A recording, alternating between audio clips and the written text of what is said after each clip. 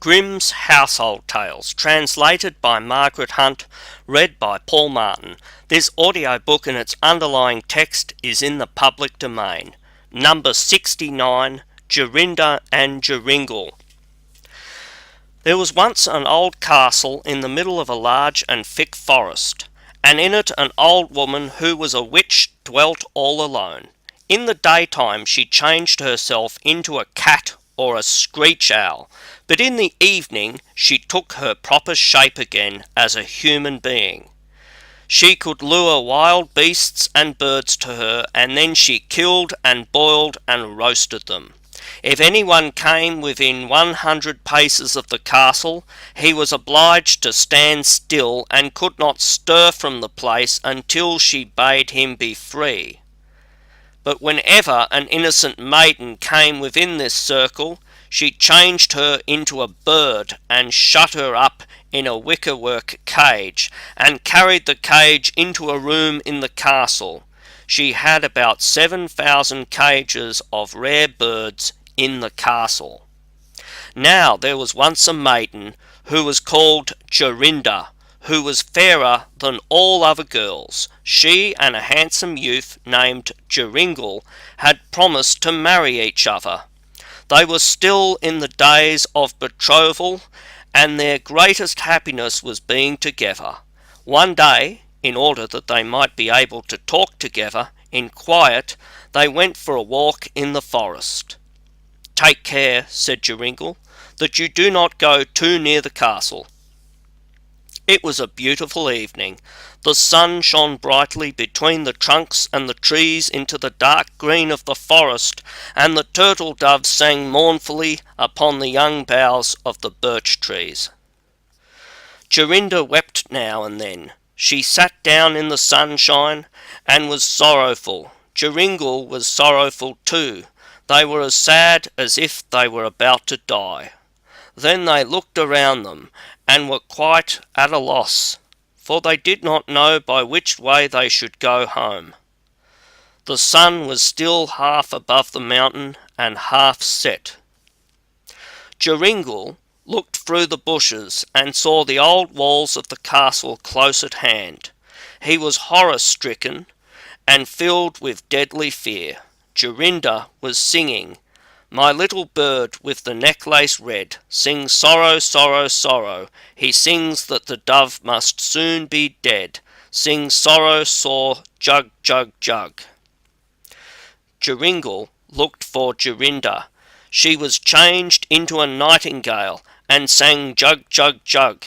A screech owl with glowing eyes flew 3 times round about her, and 3 times cried, "Too-hoo, too-hoo, too-hoo." Joringel could not move. He stood there like a stone, and could neither weep nor speak, nor move hand or foot. The sun had now set. The owl flew into the thicket, and directly afterwards there came out of it a crooked old woman, yellow and lean, with large red eyes and a hooked nose, the point of which reached to her chin. She muttered to herself, caught the nightingale, and took it away in her hand. Joringel could neither speak nor move from the spot. The nightingale was gone. At last the woman came back, and said in a hollow voice, "Greetings, Zachiel. If the moon shines on the cage, Zachiel, let him loose at once." Then Joringel was freed. He fell on his knees before the woman and begged that she would give him back his Jorinda, but she said that he should never have her again, and went away.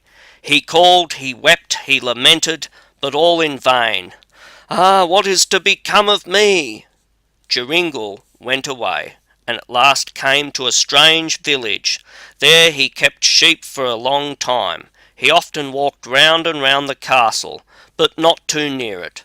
At last he dreamt one night that he found a blood-red flower, in the middle of which was a beautiful large pearl, that he picked the flower and went with it to the castle, and that everything he touched with the flower was freed from enchantment.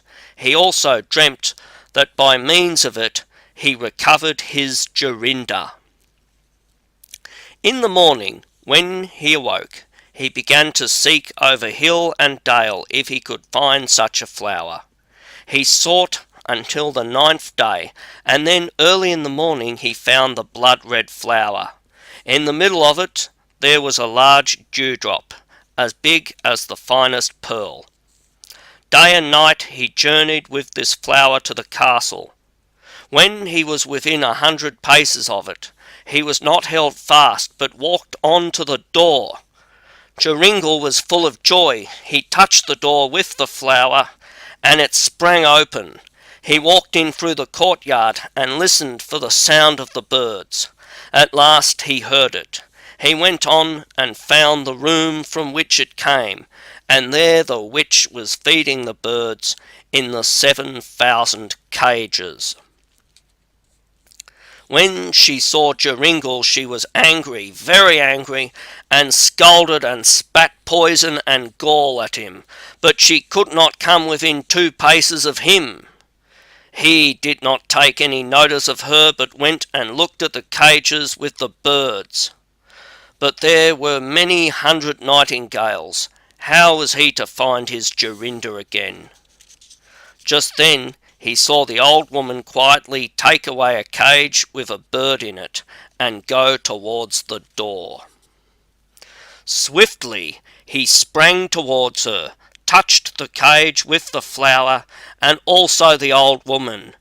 She could now no longer bewitch anyone, and Jorinda was standing there clasping him round the neck, and she was as beautiful as ever.